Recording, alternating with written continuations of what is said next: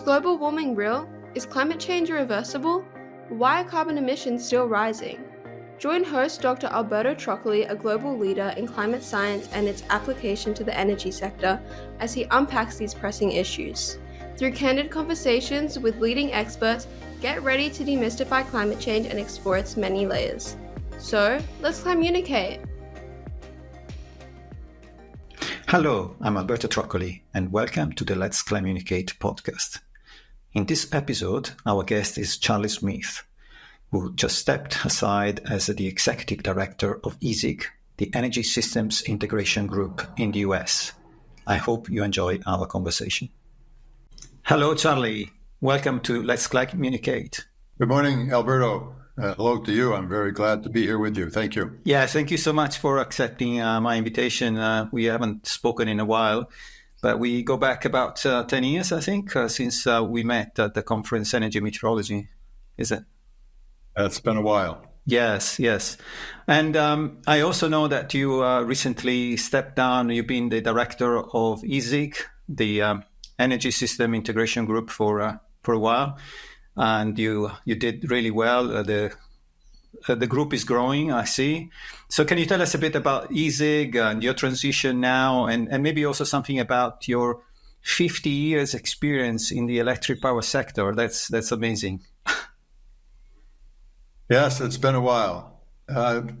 We started ESIG as UWIG, Utility Wind Interest Group, actually back in 1989, 35 years ago. So for 35 years, I served as the executive director of UWIG and then UVIG, Utility Variable Generation Integration Group, and then ESIG, the Energy Systems Integration Group, as we saw our mission grow from one of integrating wind into the electric power system to integrating wind and solar and batteries into the electric power system, and then to a mission of not just getting renewable energy into the electric system, but getting it out of the electric system into transportation and buildings and industry, as the scope of the mission became larger to decarbonize all of society, not just the electric sector. So I've spent my whole life in the electric power system. I've worked initially for electric utilities. Then I worked for a short time for the U.S. Department of Energy. I spent some time in an electrical equipment manufacturing company. I was president of a global consulting company for a while. And then for the last 35 years, I've been doing ESIG. So it's been a wonderful ride. I've had an opportunity to work with a great bunch of people from all over the world, from North America to South America to Europe to Australia to Asia. And it's been very, very satisfying and still is satisfying. I stepped aside earlier this year to allow room for some fresh blood and fresh ideas to take place in the organization. I'm very glad that I did, because I have a wonderful successor, Debbie Liu, who's the new executive director and doing a great job, for those of you who know her. And I'm looking forward to working at halftime as a consultant with Debbie to continue both our international activities and also assisting with some of the activities going on in the mainstream of ESIG today. So it's been a long and very rewarding time that I've spent. I only wish sometimes that I was born another 20 or 30 years later, because there's still so much to do, and it's so exciting. I can't imagine a better place to be. And for young kids that are just coming into the industry now and coming out of school, I think it's a great opportunity, and I wish I could do it all over again. No, that's wonderful. But you also helped to pave the way towards this the situation where we're in at the moment. So never mind the future. You've done already quite a lot in the past 50 years. So, would you like to recall maybe a highlight of this 50 years in the sector, in the electric power sector? I think one of the things that I've gotten the most satisfaction from over the years is watching the barriers break down. When we first started working in this area, everybody was working in a silo. The project developers were in a silo. The utilities were in a silo. The original equipment manufacturers were in a silo. And they would kind of throw things over the fence to each other, and they weren't talking to each other. So I saw a lot of my role and a lot of the role of UWIG and then ESIG to break down the barriers, to improve the communication, to get people talking to each other, to understand what each other needed. If the manufacturer doesn't know what the project developer is looking for, and the project developer doesn't know what performance the system operator is looking for, and the system operator doesn't know what capabilities are available from the OEM, then they have a terrible circular problem that really can't be solved. So by breaking down the barriers and getting people to talk to each other, I think we've greatly improved the communication in the industry. And as a result, we've made the industry better. We've made the equipment better. People understand what we need. People understand what needs to be done. And the pace of change and the pace of uptake has improved dramatically. And I think a lot of it is a result of that communication between the different parties. And that's been, I would say, a real hallmark of my participation in the industry. Wonderful. Okay, so before we start with the actual questions on the podcast, I'd just like to give you a brief overview of what the podcast is about. Let's Climunicate. It's basically trying to connect people on all sides of the debate on climate change. So the main focus is climate change, but also, as we know, the energy transition, because it's integral of climate change. Of course, some people also argue that energy transition, it can stand on its legs. It doesn't need the climate change, but most of the time you hear it very closely linked to climate change, and I think rightly so. And so I'm trying to connect or reconnect, the people on both sides, because I think we need a healthier debate in this space. So with all your experience, I'm sure you can provide a great contribution to this debate, Charlie. And before we start, also, I have 4 quickfire questions for you. And so they're not exams. They're just for you to see, if you want to respond, just to set the scene. And just because, as I said, we are looking at climate change as the theme of the podcast. So if you look at back at the last 150 years, what do you estimate, or how do you understand the temperature has changed? How much has it changed in the last 150 years? Globally. I looked at that data not too long ago. I think we're approaching 2 degrees above the pre-industrial average global temperature. So I think somewhere in the neighborhood of 1.5 to 2 degrees Celsius is where we're at. That's good. And how much of this do you estimate, or do you understand it to be caused by humans through emissions? My understanding is that the cycles of change which take place due to the natural variations in the Earth's climate and rotation take place on timescales of tens of thousands of years. So in my mind, there's not much question that it's human activity that's produced the changes in the last 200 years. Okay, and given the current scenarios, you may have heard of the scenarios for the next 50, 100 years. What is your understanding that the temperature, global temperature, may change in the next 50, 100, let's say 50 years? I've seen estimates that have a pretty wide band on them, depending upon how aggressively the carbon emissions are reduced. By the end of the century, by 2100, I've seen estimates for very aggressive scenarios where we level off at about 2 degrees centigrade. On the other hand, if we don't do a good job, I've seen scenarios that I think are twice that, maybe more, 4 degrees, 5 degrees, maybe even, for some far out scenarios for temperature increase by the end of the year, end of the century.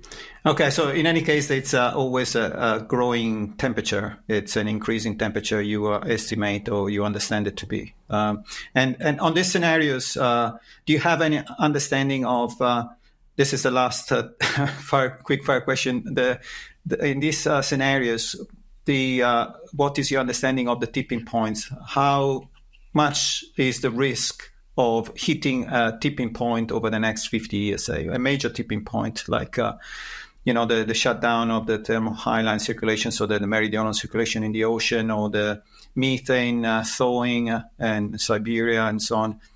I'm not as familiar with those projections, Alberto, but I am aware of the Gulf Stream off the east coast of the U.S. because I live on the east coast of the U.S. and I see news stories from time to time. And I've seen projections that we're close to a tipping point where the warm water going up the east coast and wandering over towards Greenland and Europe is in serious danger of being disrupted and even of stopping, which would cause cooler temperatures in the northern part of Europe. And then at other times, I've seen results from studies or surveys saying that, no, we're not really too close to that. It's still going strong. Everything's operating like it should be. So it seems to me there's an awful lot of a difference of opinion or a lot of data that's not all saying the same thing. But it seems to me that it's something to be very, very concerned about. Also, the melting of the ice caps in Antarctica and in the Greenland and the North Pole. I read different things about how fast the ice caps are melting and about the melting underneath the glaciers as they slide off the rocky areas into the ocean. And I'm not a climate scientist, but I read enough to know that it's scary. And if we don't get this under control, we're in for some really uncontrollable changes that I think are a danger for millions of people that live on this planet. Okay, that's great. Thank you very much, Charlie. That's really insightful. And let's. Did I pass the test? We'll send you the answers and the mark. Okay, thank by you. letter. So let's jump on now the key issues that we want to discuss with you. So basically the net zero. I mean, of course, net zero is not just about electricity. It's not just about the power sector, but power sector is a major element in net zero by 2050. Now, this is the goal that is set by the international community through the COPs, so the conferences of parties, IPCC discussions, and even the International Energy Agency is looking to see whether we can achieve that. But can you give us a bit of an overview, and then we dig deeper into the actual elements that are needed to get to 2010 to net zero by 2050? It's a big task, and there's many different aspects to what needs to be done. Some of the ones that I think people can identify with more easily are the policy changes, the legal structure, the regulatory framework that needs to be put into place to encourage or require the transition that needs to take place. And these are important, but they're not sufficient. There's also institutional barriers that need to be addressed, and there's technical challenges that need to be overcome. The institutional side, people's outlook, people's mindset, I think, is one of the most difficult things to change. If so many people that are stuck in the way they've always done things, we always did it this way, so why change now? It's hard for some people to change. Change is a difficult thing. So we need to change people's thought process. We need to change people's outlook. We need to change people's way of doing things. But the thing that I've spent most of my time working on are the technical challenges that are associated with really significant increases in the uptake of renewable energy and energy storage. For a while, I think that renewable energy, maybe 20, 30 years ago, was driven by policy requirements or mandates that a certain jurisdiction had to get 5% or 10% of its annual energy from renewables, when renewables were not terribly competitive with the alternative. Mostly it was coal at that time. But as I've watched the cost of wind and solar come down over the last 20 years, we're now at the point where in most places, wind and solar energy are the cheapest forms of energy available, far cheaper than coal produced energy or natural gas. Looking at coal and natural gas up in the $40, $50, $60 a megawatt hour, and we're looking at wind and solar. These are unsubsidized prices, probably down in the $20 a megawatt hour range. And if you look at some of the subsidies that are available in the U.S., like the production tax credit or the investment tax credit, you can see prices that are down in the $10 a megawatt hour range. So that's something that's fundamentally different from 10 or 20 years ago. And it's really the economics that are driving the change in the perception of renewable energy and in the transition to renewable energy. It's going to continue to go on just because of the market forces that are driving it. And so as we get more and more renewable energy, we have new challenges in the design and operation of the power system due to the very high level of inverter-based resources, or IBRs. These are the power electronics that control the interface between the wind and solar projects and the electric power system. We don't really understand the behavior of systems with very high levels of inverter-based resources. The systems need to be stable when they're operating and they're subject to disturbances, and we don't understand the stability behavior of systems with very high levels of IBR. There's a lot of attention going into developing better models and better tools now to study such systems, but we're not there yet. And system operators don't really have the confidence that they need to operate systems that are up in the 60, 70, 80, 90% renewables for long periods of time with the stability concerns that are in existence. And part of the stability concern has to do with interactions between these power electronic controllers with each other. Solar plants with wind plants, solar and wind plants with high voltage DC terminals, with static bar systems, other pieces of power electronic controlled equipment on the system.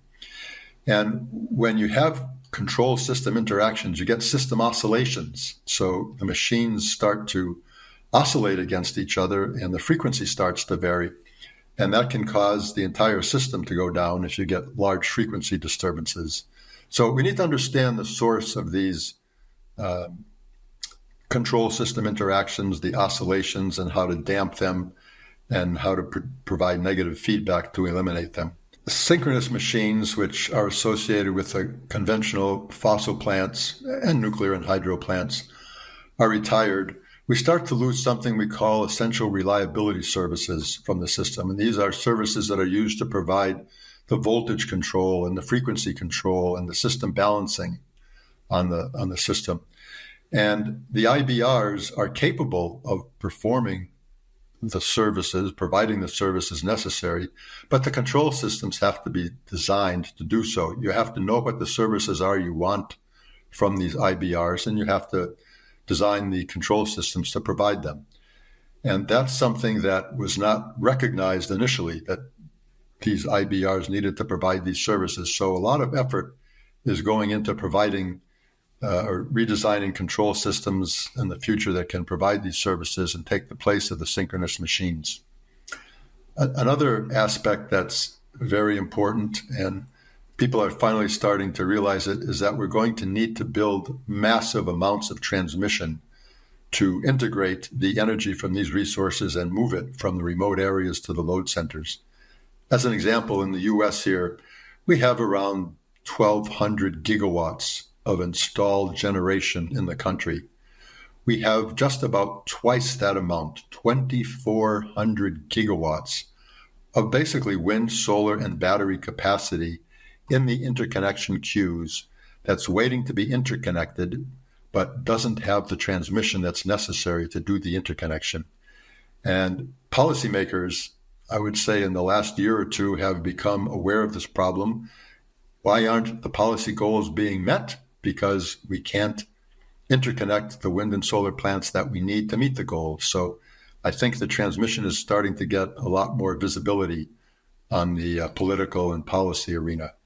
We really need to design systems that look at the optimization of the generation, the transmission, and the distribution in parallel. Most often that's done in a serial fashion, and it leads to a suboptimal system design. We also have markets, electricity markets, that were made for resources that have different prices and get dispatched under different market conditions. And now we're having very large quantities of zero marginal cost energy. So market designs, I think they can be tweaked to handle these large quantities of zero marginal cost energy, but some places are struggling because they haven't done that yet. Another aspect that's not always considered is standardization.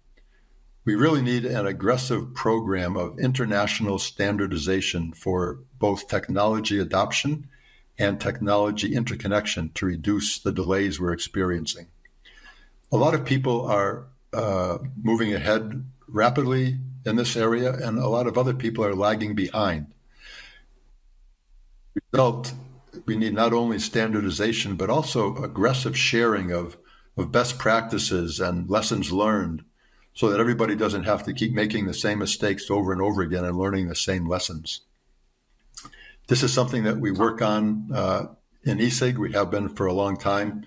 And maybe if time permits at the end, we can talk a little bit about a new initiative called the Global Power System Transformation, which is also working in this direction. So a lot that needs to be done, and my heart has really been in the technical side of things, even though there's a lot of other things that have to be done as well. Yeah, that's wonderful. Thank you very much for this overview, comprehensive overview of what is happening in the power sector. You touched on many important points, which I also wanted to ask you a little bit more about, for example, you mentioned change, the importance of change, and some people also resisting change, which is normal when, we move from technology to another or anything, and really it's human nature. But in practice, we've already gone through, as you explained, through some of this transition to renewable. So, and we know that the power system also has a long lifetime. So it's not just human nature; it's also the actual, the actual infrastructure that has that particular feature that you need to wait. You don't want to waste all your money that you invested, no? And so you have to wait quite a while before you replace it to at least recoup the investment. So can you talk us briefly about, how you saw this change and what can be done more to, as you said, that you already covered some of this, but what more can we do to make people understand that, yes, the change is not going to happen overnight because of all these features, but there are ways to achieve it through the implementation of new technologies like wind and solar and maybe others?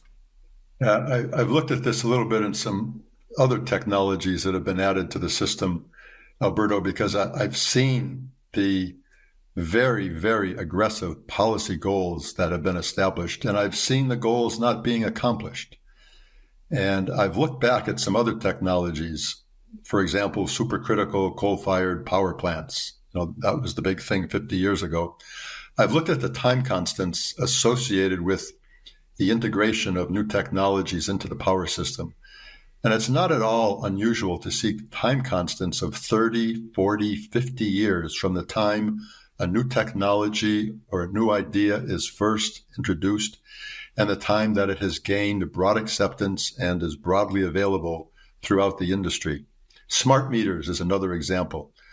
Smart meters were kind of all the rage back in 1970 when they were first coming onto the market, and they went through a lot of evolution over the next couple of decades. But it's now 55 years later.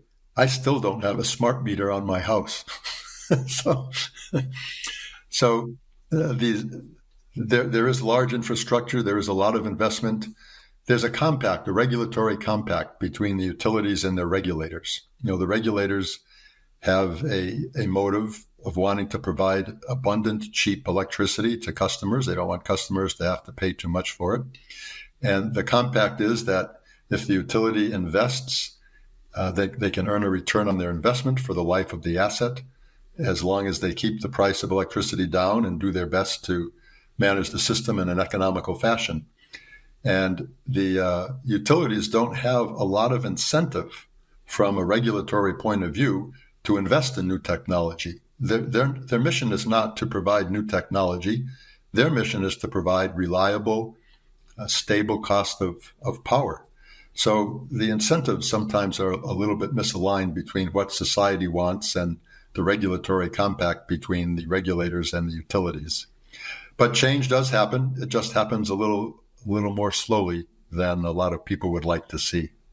Yes, but you highlight obviously the technical difficulties, but there also it's worth highlighting that some countries are already running with high level of renewables, so that's achievable now. So if you think about Denmark has a very high portion of wind power. It's connected to other countries as well, of course, but even Germany, that is talked a lot about, has reached peaks of very, very high penetration of wind and solar. So and the grid hasn't fallen out. Yeah, so it's possible, it's doable, but like you said, there are many difficulties. So can you tell us a bit, the concern that many people have is the reliability of the grid when you achieve those high level of penetration of renewables. How can those be mitigated? Yeah, there's a couple of different aspects of that. Probably the very short-term, seconds to minutes kind of reliability, and then the long-term reliability from hours to days to years.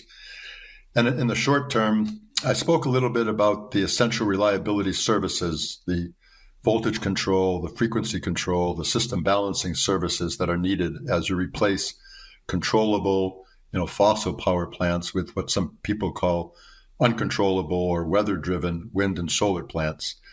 But the fact of the matter is that if those plants are not operating at their full output, if they've been curtailed a little bit, then they have headroom to go up.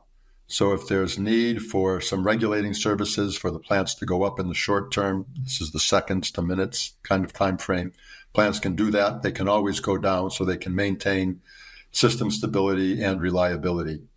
In the longer term, the question is one of resource adequacy. How do we ensure that we'll have sufficient energy from all of these energy-constrained resources to meet the energy demands that are being placed on the system? And because plants are driven by weather patterns, sometimes the wind doesn't blow and the sun doesn't shine and the plants don't produce. So there have got to be mechanisms available to produce the energy that's required during those times. And most people that are looking at the problem look at natural gas as a bridging fuel, as the fuel that will enable the periods of low renewable output to be bridged with natural gas turbine-fired power plants as an interim measure. But the interim period is very hard to define. Is it 10 years? Is it 20 years? Is it 30 years? A lot of that depends upon the development of technology to replace the fuels, the natural gas that's being burned, or to develop long-term energy storage. I would say hope springs eternal for a long-duration battery. Right now, I think 4 to 6 hours is probably an economical design for the batteries that are available. You read about some flow batteries that maybe have 10 to 100 hours of storage, but even that's not enough to get you through a week of no wind, the so-called Dunkelflaut that happens.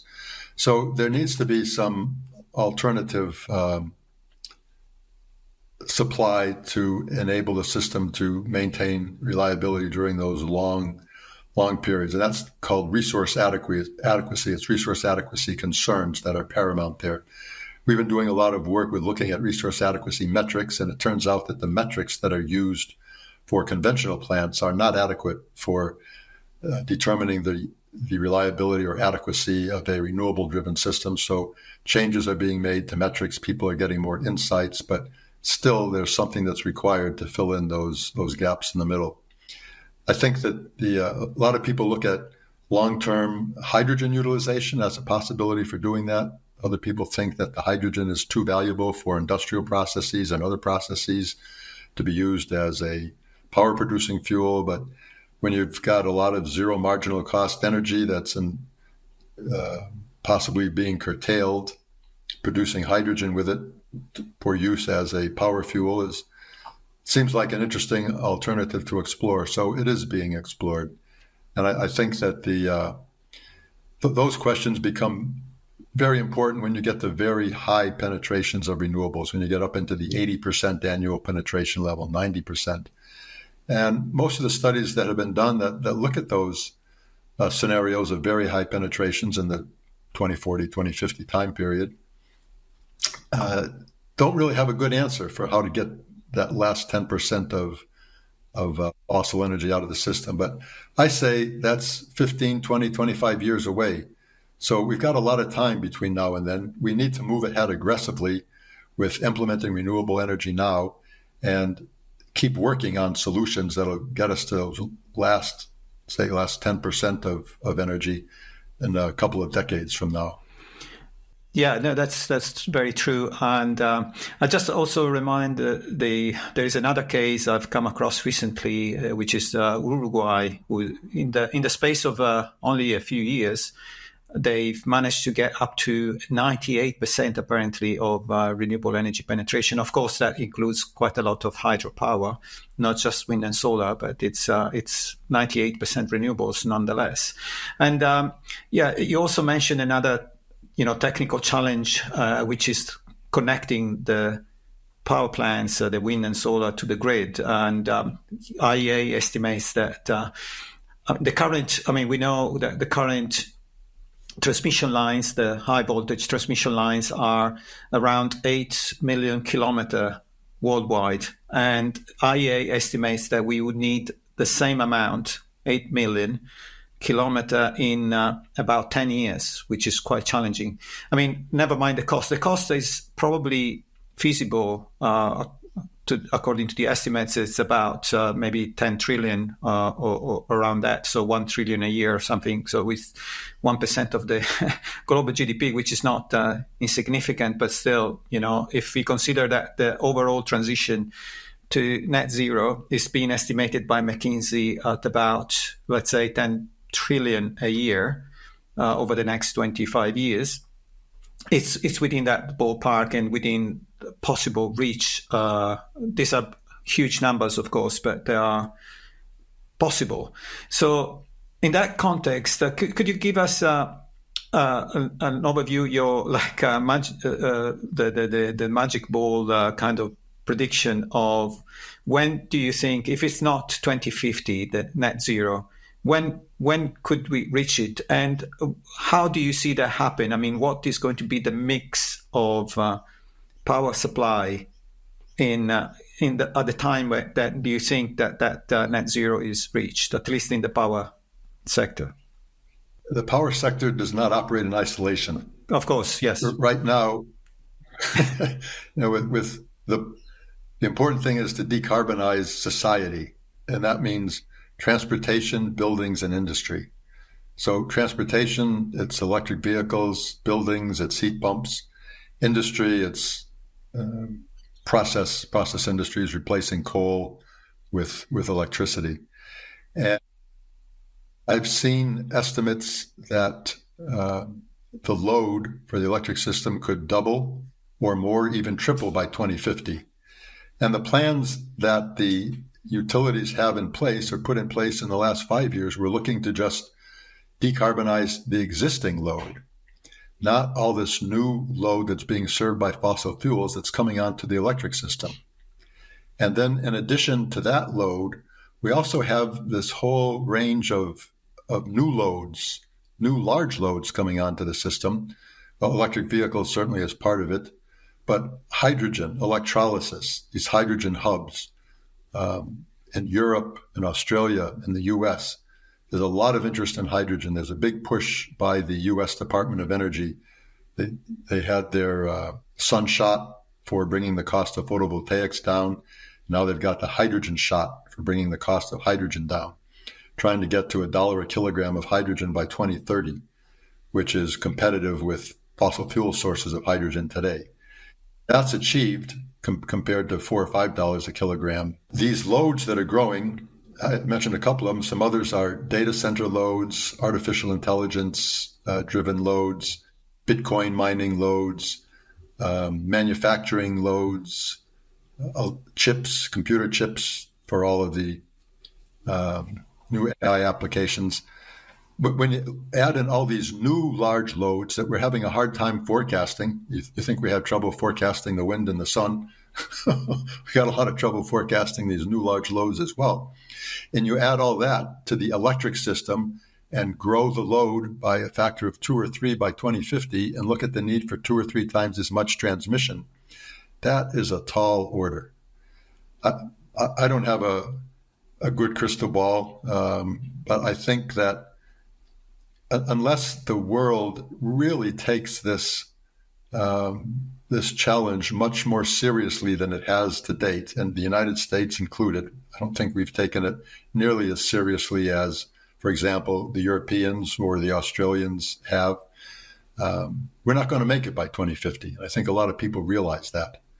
I've seen recently some, I would say, increased emphasis on extracting CO2 from the atmosphere. People are thinking that that's going to be necessary to get to net zero and not going to be able to completely eliminate emissions. But I'm guessing you're talking about probably a couple of decades after 2050, maybe 2060, 2070 timeframe, when if it's 2025 now and time constants of 50 years in this industry, you're looking at 2075 before that transition is complete. And it probably won't even be complete then, but maybe it'll be 80% of the way there. But if you don't set targets, if you don't have aggressive goals, then you're never going to reach it. So I feel that it is the right thing to do, to set aggressive goals, to try to achieve them. And if you don't achieve them, then you redouble your efforts, you put in some more realistic goals and keep on going for it until you get there. You can't sit on your haunches. But as far as looking at the future is concerned, maybe you know Yogi Berra. He's a baseball sage in the U.S. He was a famous baseball player and then a manager. I think he's in the Hall of Fame. But he had a lot of famous sayings, and one of them was, making predictions is very difficult, especially when it's about the future. Exactly. No, but you said it also that it's key to have targets, like in anything. If you don't have a target, imagine there's no talk about any target at all. You don't know where to go. So it's at least there is a target, and then people can shoot at it. But you can also try to achieve it. And so even in business, most of the time you get targets and you never achieve them, but you keep at them. So that's great. I think you gave a very comprehensive perspective, and I'm really grateful for your insights in this matter, because all your experience in this sector.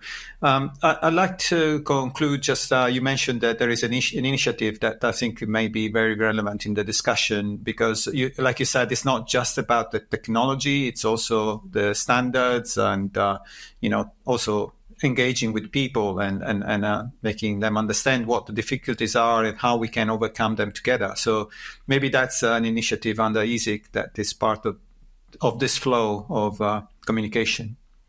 Is that the case? Yes. ESIG has been very active in the broader arena, and also in getting this new initiative I referred to. It's the Global Power System Transformation, the GPST, off the ground. There's 5 pillars in the GPST. One is a research pillar, which encompasses many of the kinds of things that I spoke about the technical challenges that need to be addressed to enable high penetrations of inverter-based resources. ESIG co-leads that with Imperial College of London.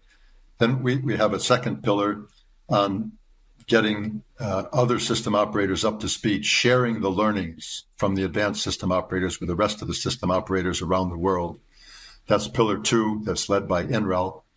Pillar 3 is education. It's preparing the workforce of the future, as well as retraining the existing workforce to be able to work with high IBR penetrations and understand the interconnection of IBRs. That's led by Imperial College. Then we have a pillar 4 on standardization, which is the activity involving the IEEE and the IEC, the International Electrotechnical Commission, 2 of the largest global standard-setting organizations. And then Pillar 5 is open source software that's led by VTT, a Finnish research institute with NREL as well. And that's developing open source software for sharing with all of the system operators in the world, and also being developed by system operators. More and more people are getting interested in open source software because they realize, based on some successful work done in the last decade or so, that when you have a lot of the best minds in the world working on the same problem and sharing information, they can make gains a lot faster than working on it by themselves. So those 5 pillars together constitute the global power system transformation. It's working with probably 50 system operators now and tens of universities and research institutes around the world, attracting some significant foundation funding. There's some millions of dollars that have come into it that have gotten programs, research programs, and educational material development programs and open source software programs off the ground. So it's really a force multiplier to take what needs to be done and do it working with a lot of people and distributing the results much more quickly than if we were all working in our separate silos. So come back to silos again. Break down those silos. Excellent. So just one last thing before we close, because I think I'd like to hear also your opinion on this very controversial issue, which is, brewing here in Australia, but as well in, it's been a debate in Germany and other countries. And that's about the role of nuclear in the mix. You didn't touch on that. Just to close, can you give us some of your views about the possible role of nuclear in the energy mix towards net zero? Now, I've watched nuclear power grow for the full 55 years that I've been working in the industry. I started working for a utility that had nuclear power plants. And I have to tell you that even today, if I had the choice of living next door to a nuclear power plant or a coal-fired power plant, I would live next door to the nuclear power plant. The thing about nuclear is it's very difficult for a human being to assess the risk of something which has an extremely low probability of happening, but an almost immeasurable impact if it does happen. It's like multiplying 0 times infinity. What's the answer? So I think that that's still a problem that's haunting nuclear power. I think that the cost of nuclear, we just built a plant that came in at 3 times its original budget, and I think about 2 or 3 times the schedule. Cost of the energy is somewhere up around $150 a megawatt hour compared to renewable energy cost of $10 or $20 a megawatt hour. So cost is still a concern, even with the modular reactors. There were some utilities that had signed on early for the promise of low-cost modular reactors, and the promise was not met, and the utilities are starting to drop out of the program. So even the modular reactor, manufactured, mass-produced, is not meeting its projected cost goals. The problem of radioactive waste disposal is still with us. That's not been agreed to by society yet as to how they're going to solve that. So I think extending the lifetime of existing nuclear plants where it can be a safe thing to do is a good idea. I think it's being done. I think we need all the clean energy we can get. I'm not very optimistic about the outlook for new nuclear plants. I know that there are some large reactor construction programs going on around the world. I think that they'll have success in the plants that they have underway that they're constructing, but I don't see nuclear as entering a huge renaissance, a huge revival, and being the answer to our clean energy problems of the future. Excellent. That's really insightful. Thank you. Thank you so much, Charlie. It's been a real pleasure to be talking with you and learning so many things about your experience of 50 years in the power sector. And I wish you many more years now, even if you step aside at ESIG, and I hope to interact with you again over the next months or years to come.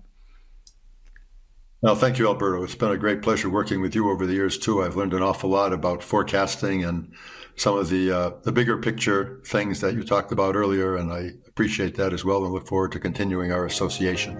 Excellent. Thank you. Thank you so much, Charlie. If you enjoyed this episode, I encourage you to explore our other interviews and subscribe to our channel to receive notifications about future episodes, which we plan to release weekly.